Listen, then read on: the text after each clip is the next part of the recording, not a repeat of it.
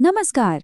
Heavy machinery और lifting operations और इनके सेफ्टी प्रोटोकॉल्स किसी भी इंडस्ट्रियल साइट की जान होते हैं।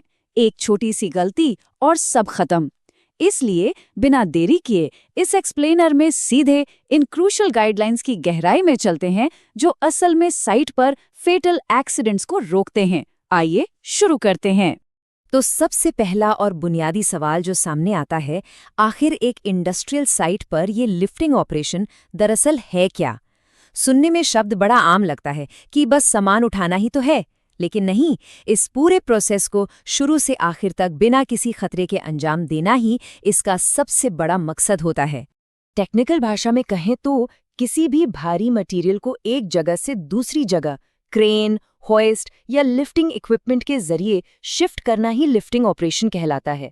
अब चाहे वो कई टन भारी स्टील बीम हो या कोई बड़ी सी मशीनरी, खतरा सबसे ज्यादा कब होता है?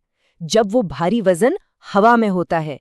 ये बेसिक डेफिनेशन और इसकी ग्रेविटी एक बार दिमाग में बैठ जाए तभी आगे के प्रोटोकॉल समझ आएंगे। और इस पूरे काम को मुकम्मल करते हैं हमारे जरूरी इक्विपमेंट्स जैसे कि क्रेन, स्लिंग, हुक, शैकल और वायर रोप। देखिए, ये सब अलग अलग नहीं है, बल्कि एक चेन की तरह मिलकर काम करते हैं। अगर एक छोटा सा शैकल भी कमजोर पड़ गया या वायर रोप में हल्के से भी रेशे टूट गए तो इसका सीधा मतलब है कि पूरी चेन टूट गई। इनका कलेक्टिव रोल ही किसी भी भारी मटेरियल को सुरक्षित तरीके से लिफ्ट करना सुनिश्चित करता है। खैर, अब सबसे बड़ा फर्क देखते हैं सेफ और अनसेफ ऑपरेशंस के बीच का। अगर प्रोसीजर गलत है तो लोड का बैलेंस बिगड़ना तय है और हवा में झूलने वाला वजन अचानक ग्रेविटी का शिकार हो सकता है और नतीजा फेटल एक्सीडेंट। वहीं दूसरी तरफ है स्ट्रिक्ट प्रोसीजरल गाइडलाइंस। ये गाइडलाइंस कोई मामूली सुझाव नहीं है, बल्कि एक पत्थर की लकीर है जिन्हें तोड़ना बिल्कुल मना है, क्योंकि यही सेफ ऑपरेशन की इकलौती गारंटी है।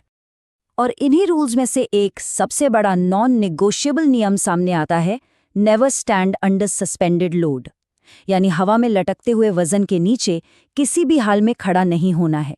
ड्रॉप जोन को 100% खाली रखना ही होता है। वजन चाहे जितना भी सेफ क्यों ना लगे, मैकेनिकल फेलियर कभी बताकर नहीं आता। ये एक अकलौता छोटा सा नियम सच में जिंदगी और मौत के बीच की सबसे बड़ी दीवार है। लेकिन ध्यान देने वाली बात यह है कि असल काम तो ऑपरेशन शुरू होने से पहले ही शुरू हो जाता है। प्री ऑपरेशन फेज में मुख्य रूप से दो बहुत जरूरी स्टेप्स होते हैं। पहला, बिना किसी चूक के प्रॉपर पीपीई पहनना, हेलमेट, सेफ्टी शूज, ग्लव्स और रिफ्लेक्टिव जैकेट। ये सब अचानक आने वाले खतरों से ढाल की तरह बचाते हैं। और दूसरा स्टेप है, हर एक इक्विपमेंट को यूज करने से ठीक पहले बारीकी से इंस्पेक्ट करना। स्लिंग, हुक, क्रेन या वायर रोप में कहीं कोई वेयर एंड टेयर तो नहीं।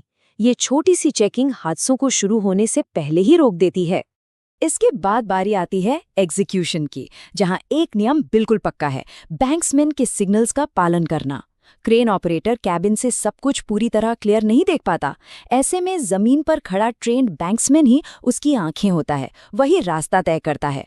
ऑपरेटर और बैंक्समैन के बीच का ये लगातार कम्युनिकेशन किसी लाइफलाइन से कम नहीं है, इसलिए बिना किसी आर्ग्यूमेंट के हमेशा बैंक्समैन को ही फॉलो किया जाता है। तो इस पूरे विश्लेषण का निचोड़ क्या निकला? ये फाइनल सेफ्टी चेकलिस्ट वही गोल्डन रूल्स हैं जिन्हें स्किप करने का कोई विकल्प ही नहीं है। इक्विपमेंट का हमेशा इंस्पेक्शन, प्रॉपर पीपीई का पूरी तरह इस्तेमाल, लटकते हुए लोड का ड्रॉप जोन एकदम क्लियर रखना और सबसे जरूरी सेफ्टी फर्स्ट की सोच अपनाना। किसी भी शिफ्ट की शुरुआत करने से पहले ये कोर टेकअवेज दिमाग में गहराई तक छप जाने चाहिए। और इसी सोच को दर्शाती है ये एक छोटी सी line, safe lifting, safe life. देखिए, ये सिर्फ एक आम सा वाक्य नहीं है, ये एक अटल सच्चाई है। रूल्स को पूरी सख्ती से मानना और उनका पालन करना, यही वो चीज़ है जो आखिर में लोगों को जिंदगी देती है। हर भारी मशीनरी के पीछे एक इंसानी जिंदगी जुड़ी होती है और सेफ्टी का अल्टीमेट गोल बस उसी जिंदगी को बचाना है। तो इस एक्सप्लेनर के खत्म होने पर एक बेहद जरूरी सवाल उठता है, क्या आज सच में साइट पर इन सभी क्रिटिकल स्टेप्स की जांच हो रही है? क्योंकि सेफ्टी गाइडलाइंस को सिर्फ पेपर पर लिख देने से कुछ नहीं होता।